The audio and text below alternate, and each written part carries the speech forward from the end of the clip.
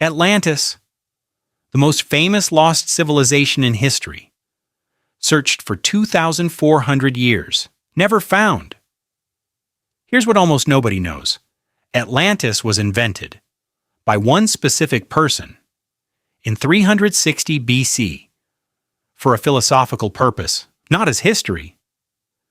The person who invented it and the first person to call it fiction were teacher and student. But something real almost certainly inspired it. And that real thing is far more interesting than Atlantis ever was. Atlantis appears in two of Plato's dialogues, Timaeus and Critias, written around 360 BC. He describes it as a powerful naval empire beyond the Pillars of Hercules, what we now call the Strait of Gibraltar. A technologically advanced civilization of great wealth that grew corrupt, destroyed by the gods in a single day. It's a morality story. Corruption leads to destruction. That's the entire philosophical point. No other ancient writer mentions Atlantis before Plato. Not Homer, not Herodotus, not any historian. If Atlantis had truly sunk 9,000 years before Plato's time, some trace would appear in Egyptian or Sumerian records. It doesn't. Aristotle, Plato's own student, apparently dismissed it immediately as his teacher's invention. But even if Plato invented the story, something real may have inspired the idea of an advanced civilization destroyed by the sea. The leading candidate, the Minoan civilization and the Thera eruption. The Minoans were the most advanced Bronze Age civilization in the Aegean.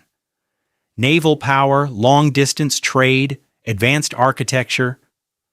Around 1600 BC, Thera erupted, one of the largest eruptions in human history. It generated massive tsunamis. The Minoans never fully recovered.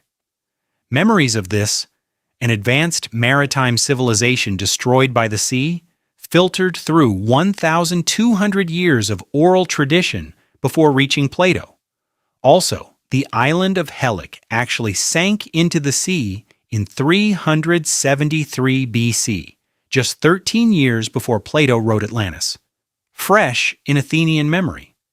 A real island city, swallowed by the sea, within living memory. A very plausible immediate trigger for Plato's narrative device. So if Atlantis was invented, why have people spent 2,400 years searching for it? Partly because Plato's description is extremely detailed.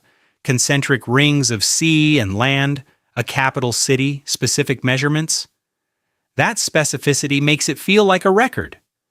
But specificity is also a hallmark of good fiction. It makes the philosophical point land harder. The search also continues because genuine ancient coastal civilizations really are underwater. Sea levels rose dramatically after the last ice age. Whatever was on those coasts is on the seafloor now. The hope that Atlantis is one of these real submerged sites isn't completely unreasonable. We just shouldn't call it Atlantis. That name belongs to Plato's moral fable. The real underwater civilizations deserve their own identity, invented by one philosopher, for a moral lesson. In 360 BC, searched for 2,400 years, never found. Because there's nothing with that name to find. But the real underwater civilizations? Still there. Still waiting. If you want more real history behind famous legends, subscribe.